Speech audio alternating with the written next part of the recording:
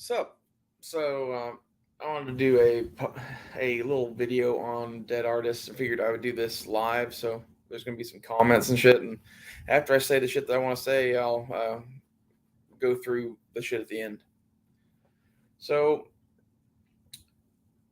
I had a buddy, Matt Freeman. I've talked about him on here before. A knife maker. He wasn't that famous. He never did anything crazy.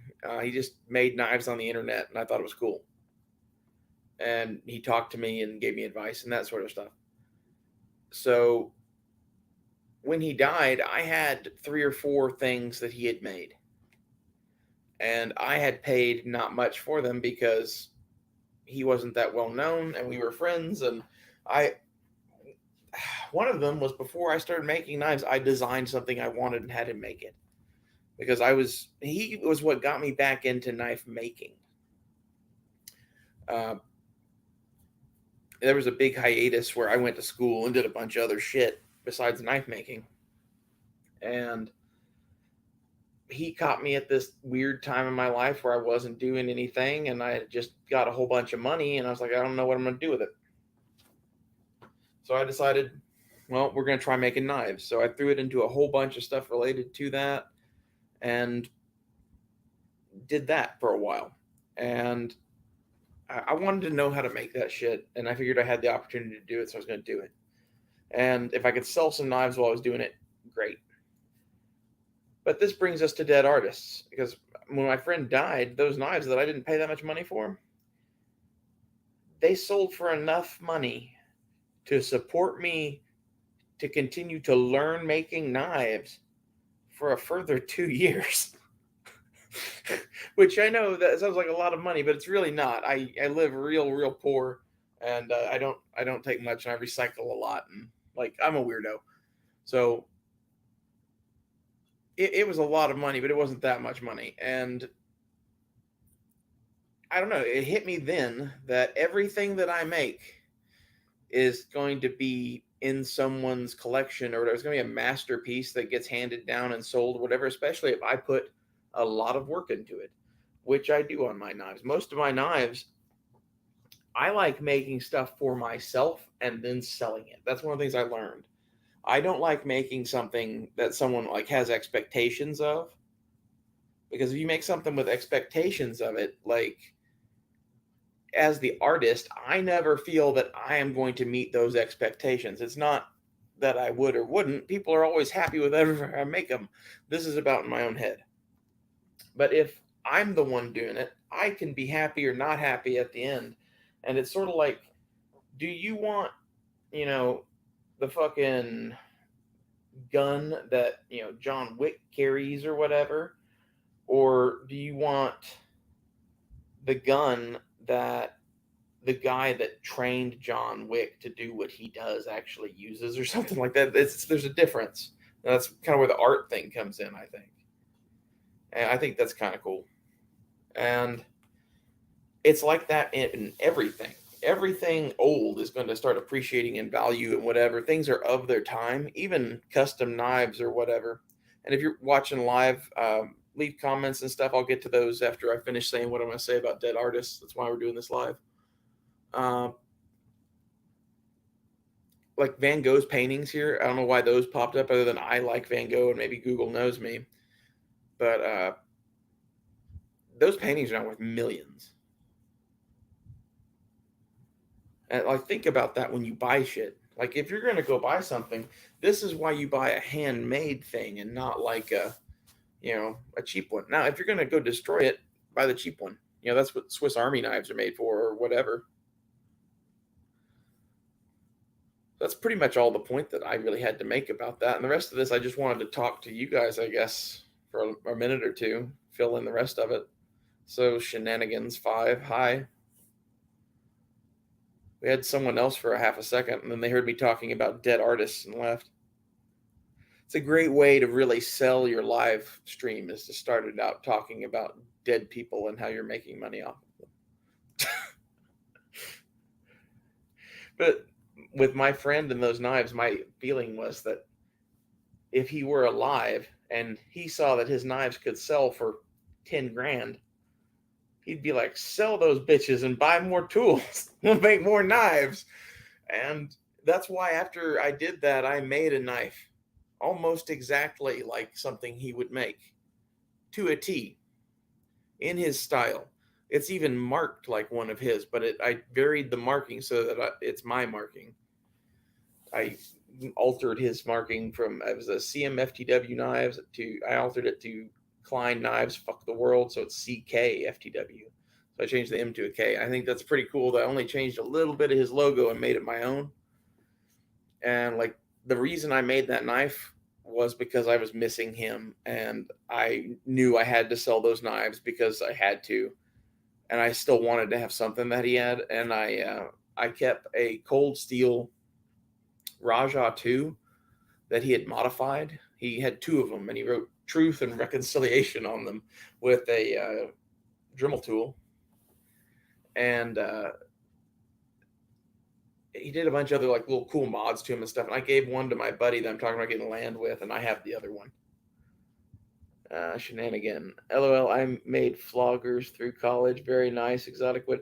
So I met a trans man that was in the BDSM community and was making floggers and chains and whatever at the height of my knife making stuff. And he came over and hung out, and we forged shit, and we ended up making a handle for him to use on a flogger. See, that's the thing, Shenanigan. They are really willing to pay. She said, people love custom one of a kind stuff. They're willing to pay. I I like it so much that I just make everything myself. And like as such, I don't see it as being worth a lot. And I guess that's my real failing is there's so many people that aren't like me that they don't just I don't know, go figure out how to make a knife or whatever that it's cool to see one that's not made by a giant fucking company. That's kind of how I am with everything. It's not like, oh, I never want to make knives again, but like I got exactly to the point that I wanted to get and was sitting there going, I'm still not happy. And that's when I was like, well, I'm fat, so maybe I'll diet. And that led us to where we are now. And really, in my quest for happiness, I found happiness, which is, I think, a lot more than most people would say. What are you guys doing on a Sunday night? Anything?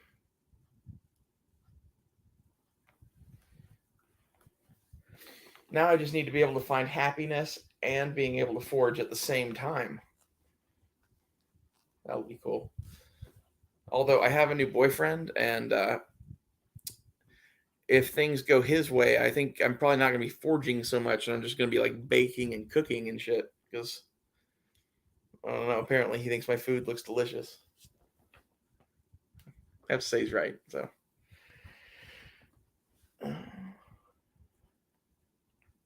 I bought like the best weed today. I got Dime, which is like I don't know how it is in every state, but this is one of like the California companies that came in and bought a bunch of land in Oklahoma and started doing their own thing here in Oklahoma. And it's pretty damn good, or maybe it's Colorado. I don't remember which. It's pretty damn good shit. Shenanigan. It got to where I couldn't keep up. Top end went for 500, and that was in the 90s. Yeah, see, that's where I got with the knife thing. Is I had 4 or 5 orders that were $400 or $500 a piece, and they had to be done by this time, and I had to have all that done and balance all the shipping and do all this, and all one man doing it. And the pressure was just kind of too much for me, to be honest, man. Like I started slipping and stuff started like falling behind on shipping, and I don't want to do that anymore. And that's why, like, from here on out with knife making, when I do it, I'm going to make the exact shit that I want to make. And it's probably going to be not very expensive shit. And then I'm going to auction it off on eBay. People can decide what it's worth. I'm going to start at like a penny. I might even do that with some of the blades that I have already made. But I really want sheaths for shit that I'm going to sell. I've sold some stuff without sheaths, and I think there's enough ways to find like a leather pouch sheath for stuff out there that people buy stuff like that, but it's cooler if it is a complete system. And I like making every part of it myself because then I can control the quality of it. But I'm not a leather worker, and my leather work is amateur at best. It's very functional, but it's not, the best looking stuff in the world. Guys that are just joining, ask questions. We're doing like Q&A after what I was talking about. And Shenanigan's the only one talking, so she's the only one getting questions answered. And now they left.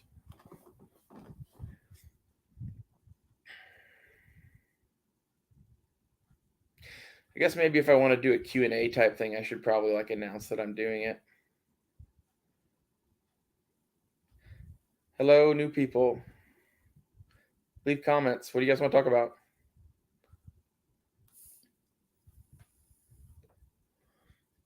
It's pretty good weed. I will say it was like $45 for a fucking gram of it though, which isn't really fucking expensive.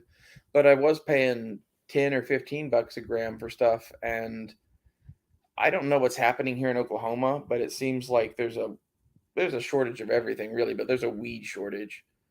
Uh, it's like the crap is still there, and the really high end stuff is still there, but anything anybody used to smoke is just gone. Andrew C, what are you currently listening to music wise? Not much really lately. I keep buying like one or two songs and like listening to them like for an entire day because I don't know, I'm thinking about that song. So when I do that, the last few I bought were what's the name of the song? Stop in the Name of Love by Diane Ross and the Supremes, Zombie by the Cranberries, Guitars and Cadillacs by Dwight Yoakam, Shine by Collective Soul, Believe by Cher. Let's see. The rest of those aren't me.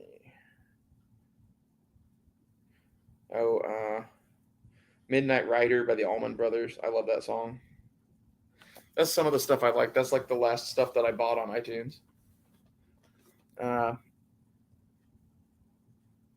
There's one of the knocks on. That's one of the knocks on Boosie knives. They don't come with a sheath.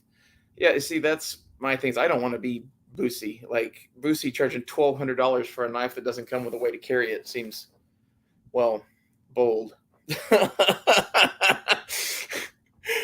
uh, I sold my Kydex making shit because I honestly fucking hate Kydex sheaths. I hate making them. I hate having plastic dust in my eyes, and they scar up my knives, and just I don't like any part of it. I want a leather sheath. So it looks like either I'm buying leatherworking machinery, which could be a thing, or maybe I'll just find someone who makes leather goods. I have a card of a guy that I met at Wanamaker. He sat up at the table next to me for several years in Aguero, and we were talking about something. But the thing with him was he designed sheaths for knives for himself, and he has specific thoughts in mind, and his thoughts are exactly 180 degrees from all of my thoughts on sheaths. But he said he could make sheaths for 20 bucks a piece, and I'm like, well, that sounds like a real good deal. Because like the kind of stuff he does is really high end leather work, but like I was just talking about a basic like this is a thing to keep you from cutting yourself with this knife. He's like, oh yeah, we can knock those out for nothing.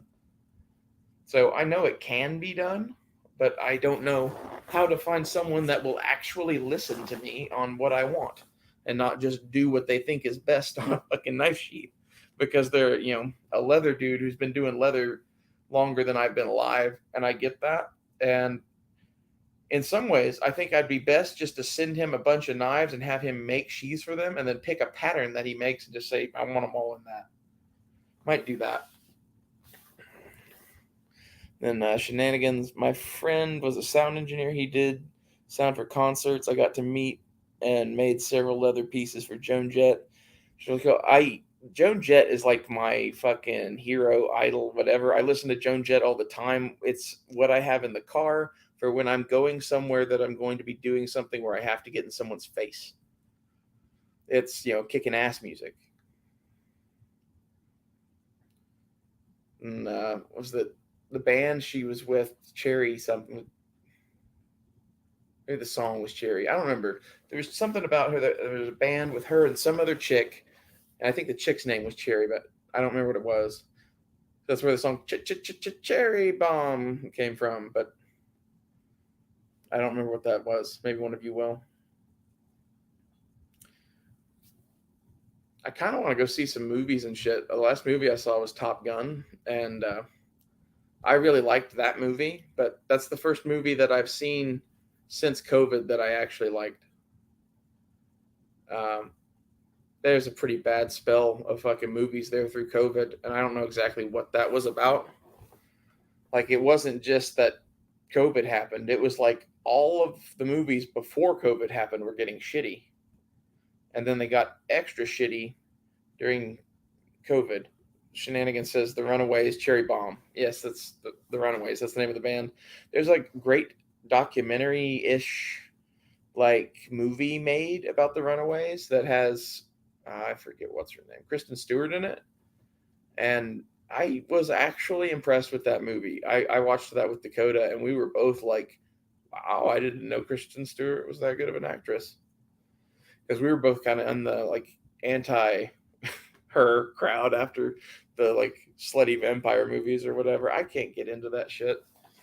I do think it's interesting though that basically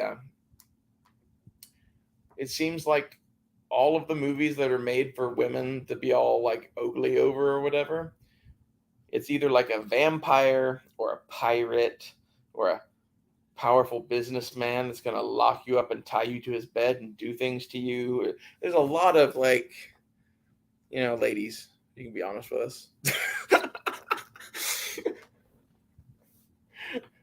I think the real secret is that like everyone has a FetLife account. Everyone. Oh.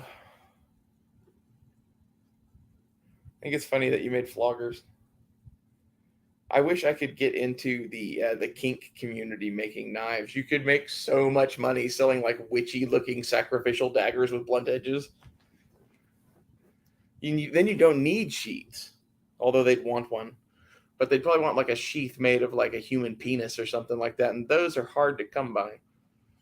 Not impossible, but hard.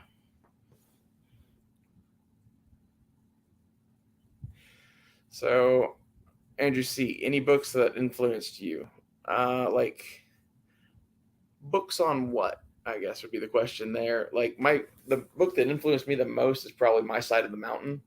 I read that when I was really, really young, and it's all about going to the woods and being on your own and survival and all that shit. And this kid basically runs away from his home in New York City in like the 1960s and takes a pocket knife and a flint and steel kit and like an axe or something like that. And that's all he takes.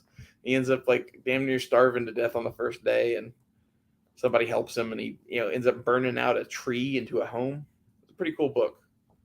Like, it's not something that I would recommend to an adult to read, but if you have a kid and you're wanting him to get into this kind of thing, My Side of the Mountain and its sequels, you can get all of them for $16 on Amazon in a set. They're great for kids. The other books that influenced me, I really like the SAS books, the SAS Combat Handbook, the SAS Survival Guide. I read those pretty much through it. If you're just looking for like that kind of information, I don't think it really matters which one of those you buy, and that version is well presented and has good pictures. And the thing I found reading a lot of survival manuals is like the thing that separates them as far as one you should buy from one you shouldn't to learn something is the pictures. Like, words mean something or whatever, and like the US Army manual is really good for survival. It has a lot of information in it, but if you're a visual learner, having good charts and diagrams and pictures and things, it helps a lot, and it'll like keep you interested in it and make you read the whole thing. And that's why like the SAS Survival Guide, or another book that really influenced me was Cody Lundine's book 98.6 Degrees. I don't really like Cody's approach to pretty much anything, but I studied it so much because it was like, it works. It works. It's good shit to at least know how to do. The way he does everything is like, well, you might not have shoes, so I never wear shoes. That's not me. That's really stupid in my book. Like, my advice to you would be, know how to make shoes in the woods, maybe something, not, I just gonna go without because, walking through cactus country somewhere. I'm not ever going to miss shoes. But he has a lot of cool ideas that you can tell, like, he's a very thoughtful person that puts a lot of thought into everything that he does survival wise. And he's like teaching a thing. And his kit is built that way. Like everything has like 18 purposes and whatever. And it's like the most OCD survival kit in the world. And really, like, you can learn a lot about a person by how they pack their survival kit, just in my opinion. Like, if I really wanted to get to know somebody, that's what I would ask to see. I would ask to see their survival kit, their rifle, and their bathroom. Those are the things I want to see before we get married, boys.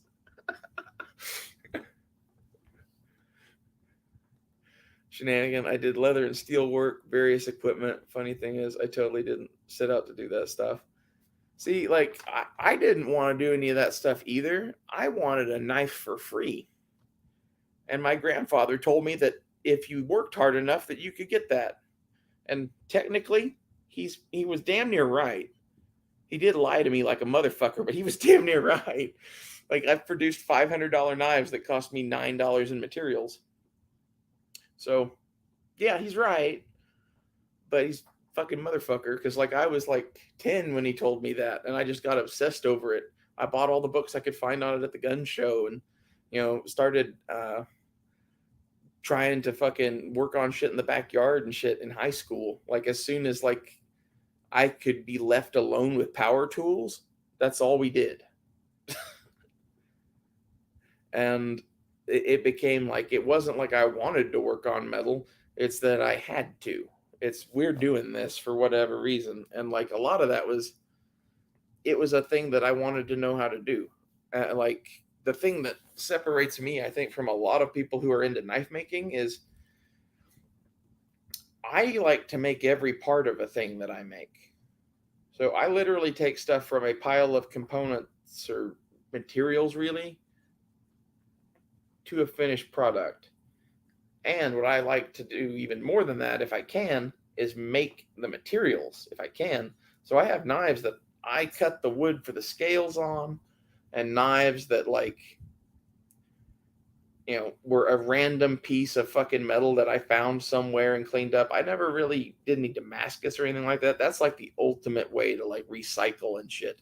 And that's why guys get obsessed with it, because like you can turn a bucket of shit that's not worth $5 into a blade that's worth 10,000. And that's cool. That's magic. And that's one of those things that I've done and know how to do. But like the couple times I've done it was at other people's places. And it was wire Damascus, which is easy in my opinion. There's a whole bunch of different ways to do it. Andrew C. I've seen kink knives. I don't think they'd be challenging. Make a good stuff. The kink tax is real. 100%. Like, anyone selling shit in that community tax on 300% because they're selling to those people. And it's kind of sick in a way, but in a way, like, they're supporting the artists that are actually doing what they like and whatever. And I kind of dig it.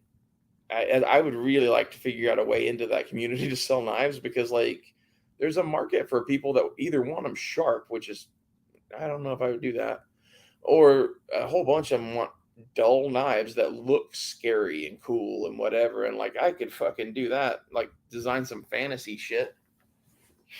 I want a witch knife that looks like it came from Conan. Okay, that'll be $20 million.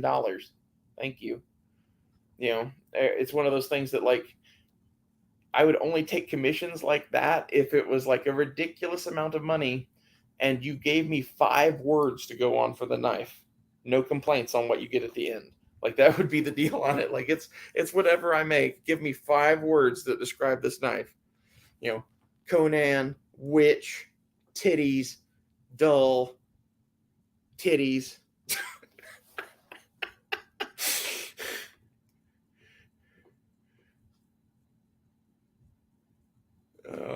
No more comments. Well, video's long enough, probably.